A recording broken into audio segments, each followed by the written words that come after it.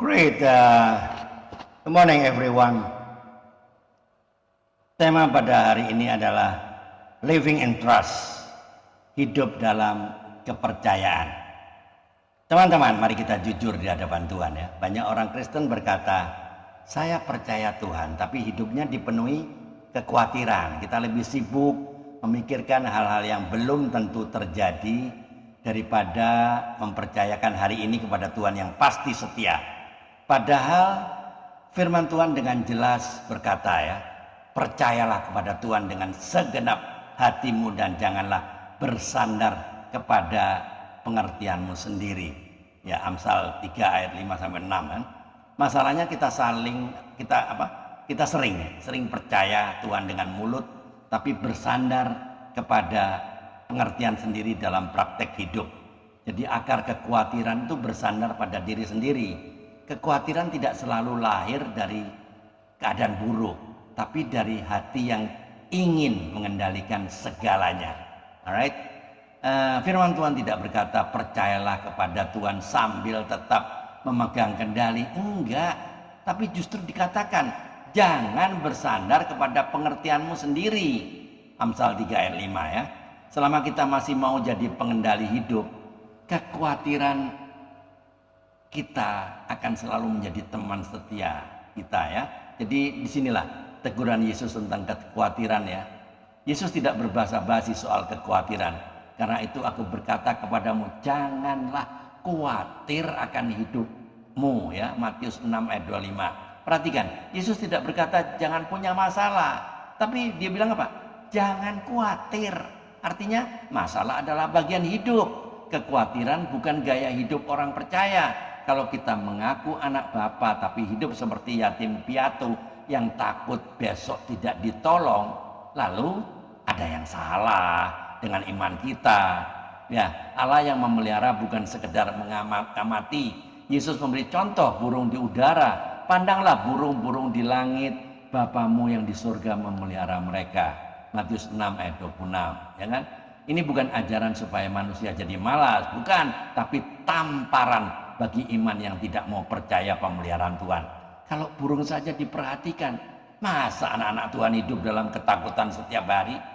Hidup dalam kepercayaan butuh urutan yang benar. Yesus tidak menolak kebutuhan jasmani, ia hanya menegur prioritas yang terbalik.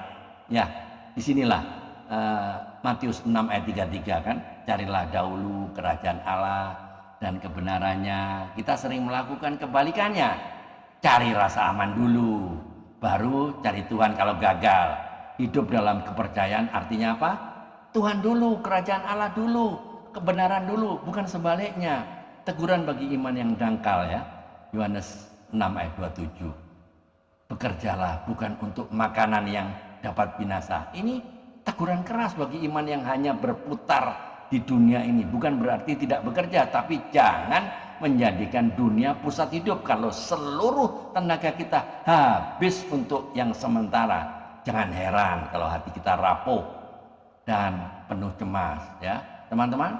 Contoh orang yang hidup dalam kepercayaan, firman Tuhan memberi gambaran yang jelas kan.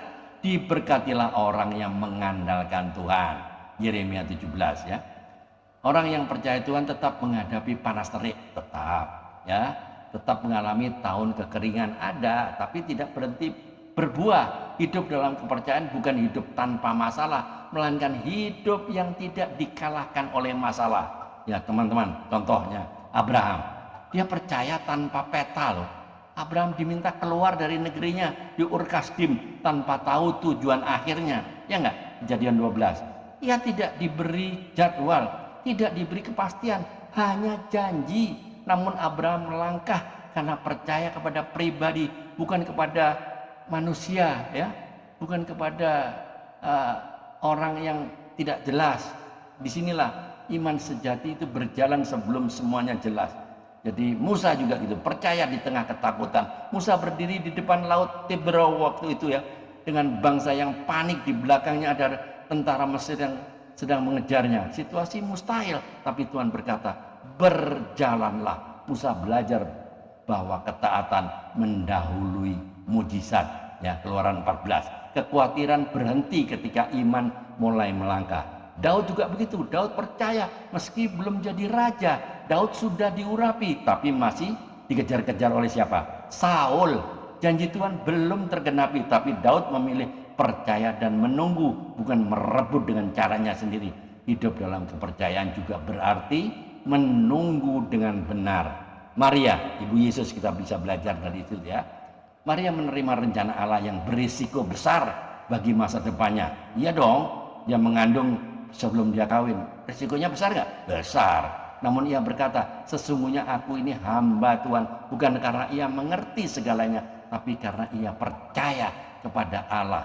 Lukas 1 ayat 38. Iman tidak selalu menuntut penjelasan, tapi ketaatan.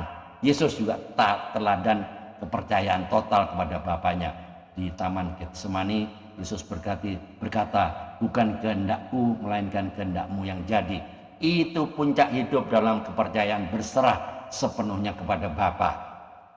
Jadi kepercayaan sejati lahir ketika kehendak kita ditundukkan kepada kehendak Allah. Teman-teman, worry does not empty tomorrow of its troubles. It empties today of its strength. Kekhawatiran tidak menghilangkan masalah hari esok, tapi menguras kekuatan hari ini. Teman-teman, firman Tuhan sangat praktis ya. Serahkan segala kekhawatiranmu kepadanya, sebab ia yang memelihara kamu. 1 Petrus 5 ayat 7. Perhatikan, bukan sebagian kekhawatiran, tapi segala kekhawatiran. Kalau masih kita simpan, itu bukan karena Tuhan tidak mampu, tapi karena kita belum sungguh-sungguh percaya. Teman-teman, jadi pesan moralnya, hidup dalam kepercayaan bukan emosi rohani, tapi keputusan iman yang taat kepada firman Tuhan. Iman adalah dasar dari segala sesuatu yang kita harapkan. Ya, Ibrani 11 ayat 1. Kalau semua harus jelas dulu, baru percaya. Itu bukan iman, itu namanya perhitungan. Teman-teman, jadi tolong jawab pertanyaan ini ya. Dan renungkan baik-baik. 1.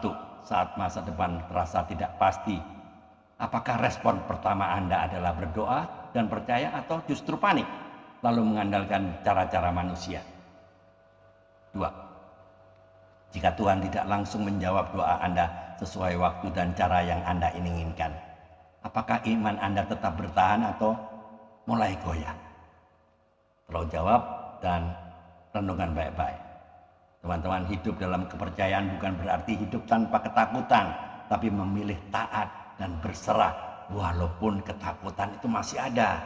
Teman-teman, ya, disinilah iman sejati itu tidak menuntut semua jawaban, tapi berserah kepada pribadi yang setia memegang masa depan. Teman-teman, jadi closing statementnya, masa depan memang tidak pasti, tapi Tuhan pasti setia, dan orang yang hidup dalam kepercayaan akan melangkah hari ini tanpa dikuasai oleh kekhawatiran.